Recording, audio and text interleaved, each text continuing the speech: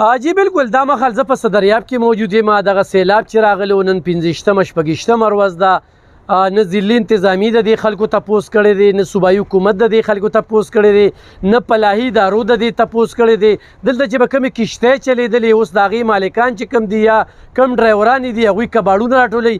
دلته کې چې کوم روزګارونه والو هغوی اپنې مدد آپ چې کوم دی د کبانو دغه سټالونه دغه سلسله روانه کړې ده. خو د دوی نه چې کوم سامانونه وړل شوي دي د یو دکاندار چې کوم دی په لکونو روپو زیان شوي دي او دلته په دې صدریاب باندې اوبه بالکل تللی دي.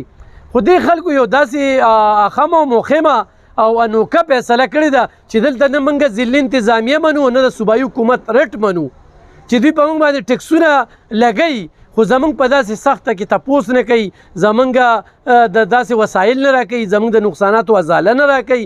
نو په دې باندې دا ټول خلک چې کوم دی راغونډ شوي دي او دوی احتجاجاً چې کوم دی د صوبایي حکومت د دغه رټ منلو نه چې کوم دی نو انکار کړی دی چې په دغه سیلاب کې په موږ کومې سختې تېرې شوې په دې کې زمونږ هېڅ قسمه تپوس نه شو. په دې هکله به دې ځای د صدر نه تپوس کوو چې هغه په دې باندې څه وایي. جان محمد زمونږ سره موجود دی، څه به وایي په دې موقع جي؟ اعوذ بالله من الشیطان الرجیم، بسم الله الرحمن الرحیم.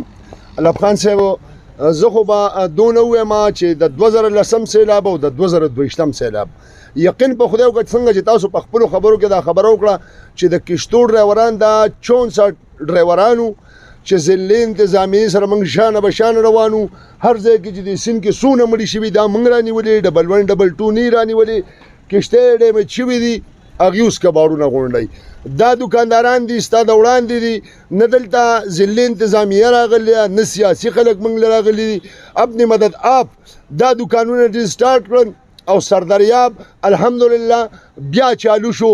نو زه خو دغه غوښتنه کوم د موجوده حکومت نه چې د خدای په خاطر موږ د نور نه عذاب کې شي. موږ د یوې خبرې نه ټیکس منو نه دې ته تیار یو، دکانونه به بند کړو، هسې مو روزګار خراب دی او بس را دي شهودي وي او موږ د ختم کې به د سیند نملو کې موږ سره اوسه پورې چې امدادونه کو کیب راواله چې دا کیب راواله میسج راولېږي چې جیلونو کې به مو واچو ناقابل ضمانت وي. نو کیب راواله دې راشي موږ د بند کې یا د ضلعي انتظامیه راشي موږ د بند کې، دا زموږ څه حل دی؟ صحیح، ډېره زیاته مننه حاجي.